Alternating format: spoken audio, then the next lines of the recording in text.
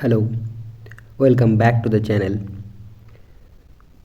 So, we read till this that Ramesh he was further hard pressed when he got married. तो हमने रमेश का case study पढ़ रहे थे on rural urban migration.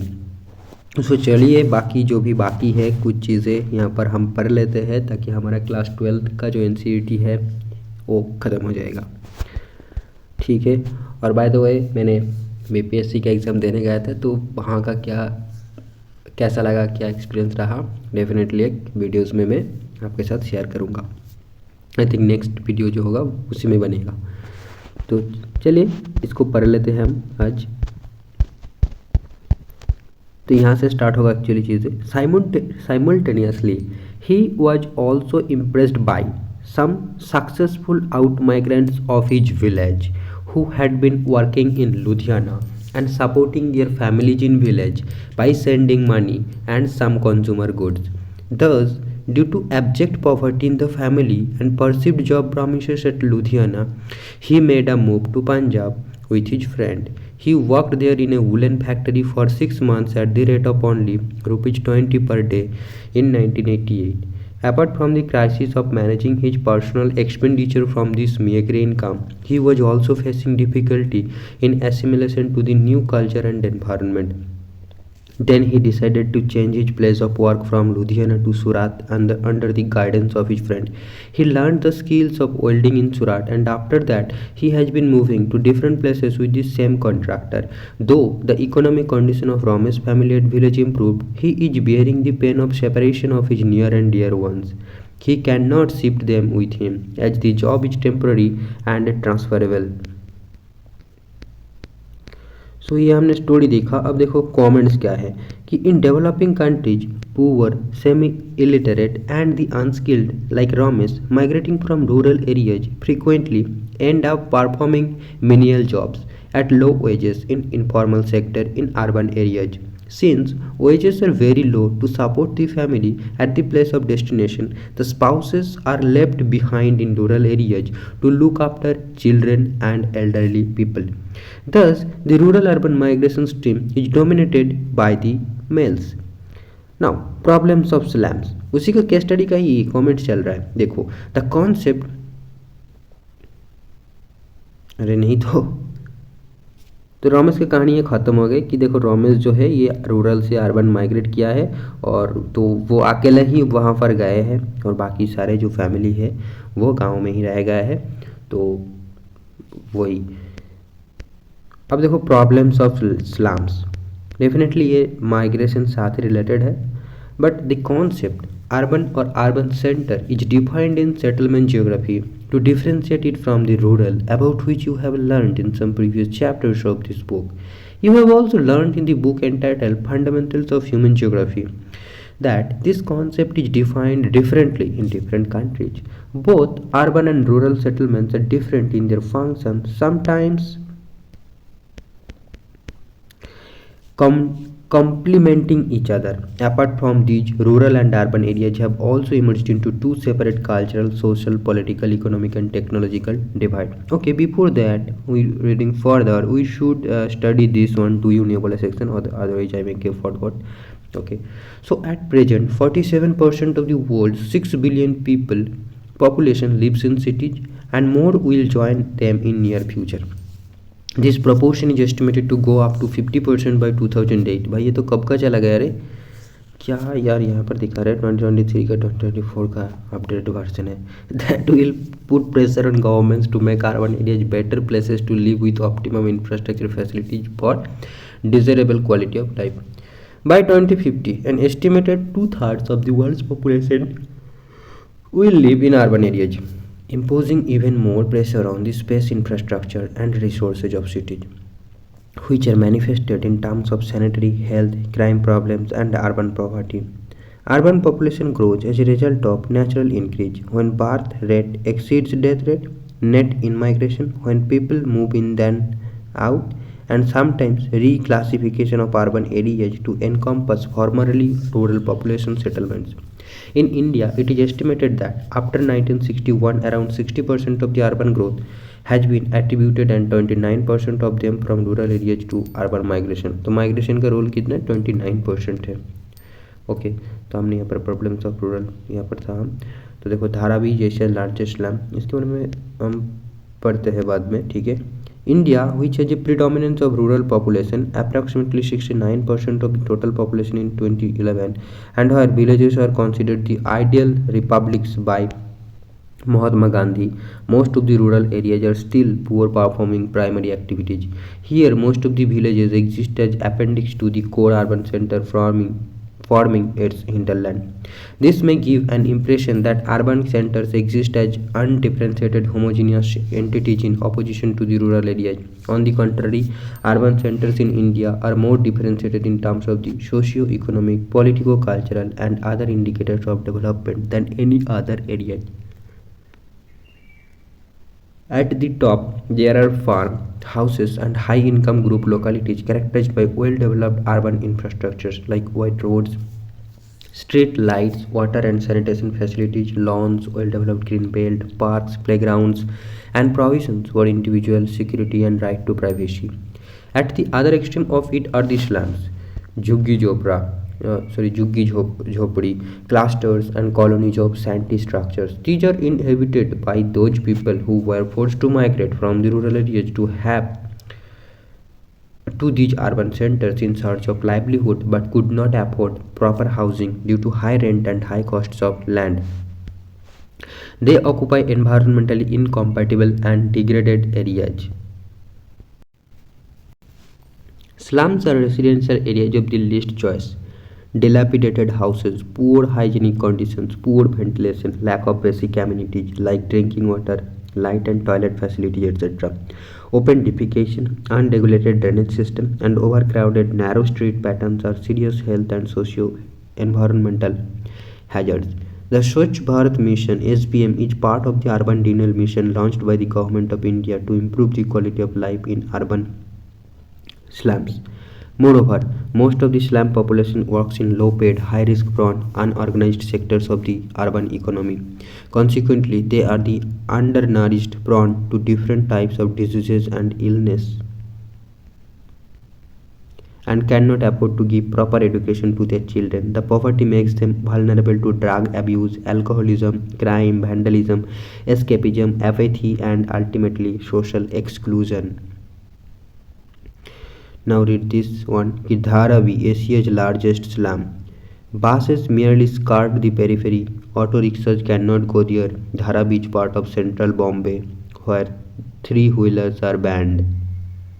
Only one main road traverses the slum, the miscalled 90-foot road, which has been reduced to less than half of that for most of its length. Some of the side alleys and lanes are so narrow that not even a bicycle can pass. The whole neighborhood consists of temporary buildings, 2 or 3 storied with a high with rusty iron stairways to the upper part, where a single room is rented by a whole family, sometimes accommodating 12 or more people.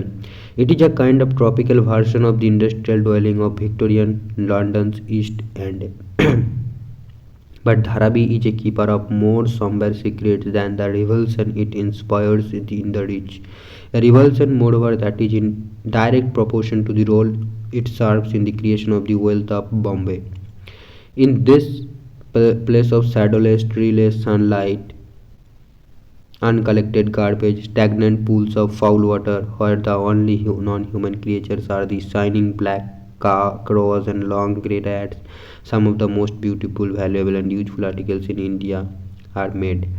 From Dharavi come delicate ceramics and pottery, exquisite embroidery and jari work, sophisticated leather goods, high-fashion garments, finely wrought metalwork, delicate jewelry settings, wood carvings and furniture that would find its way into the richest houses both in India and abroad. Dharavi was an arm of the sea that was filled by waste, largely produced by the people who have come to live there. Scheduled caste and poor Muslims.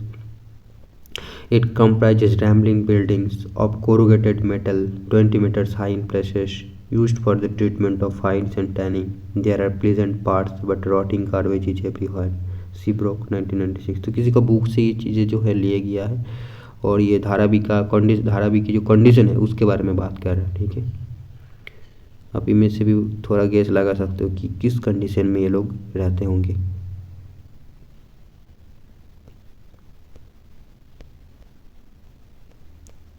चलिए, हम next issue तो हमने पढ़ा, तो हमने ये एक issue है ये कर, तो हमने पढ़ा स्लम्स के बारे में। अब लैंड डिग्रेडेशन के बारे में पढ़ते हैं। यहाँ पर देखो, why are the children of slum dwellers deprived of school education. यार खाने के लिए है नहीं। चलो, तो हम नेक्स्ट इशू देखते हैं, लैंड डिग्रेडेशन वाला। The pressure on agricultural land increases not only due to the limited availability but also by deterioration of quality of agricultural land, soil erosion, waterlogging, salinization, and alkalinization of land lead to land degradation. What happens if land is consistently used and used without managing its fertility? Land is degraded and productivity declines. Land degradation is generally understood either as a temporary or a permanent decline in productive capacity of the land. Though all degraded land may not be wasteland, but unchecked process of degradation may lead to the conversion to wasteland. There are two processes that induce land degradation. These are natural and created by human beings. National Remote Sensing Center (NRSC) has classified wastelands by using remote sensing techniques, and it is possible to categorize these wastelands according to the processes that have created them. There are a few types of wastelands such as gali, ravinous lands, desertic or coastal lands. क्या पढ़ रहा हूँ यार, ravinous land, desertic or coastal sands, barren rocky areas, steep sloping land, and glacial areas which are primarily caused by natural agents.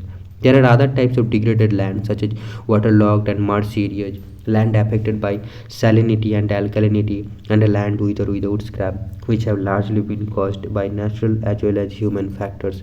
There are some other types of wastelands such as degraded shifting cultivation area, degraded land under plantation crops, degraded forest, degraded pastures, and mining and industrial wastelands are caused by human action. Table 12.3 indicates that wastelands caused by man-made processes are more important than natural processes.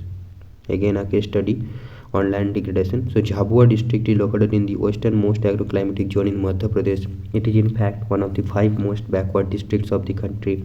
It is characterized by high concentration of tribal population, mostly Bhils.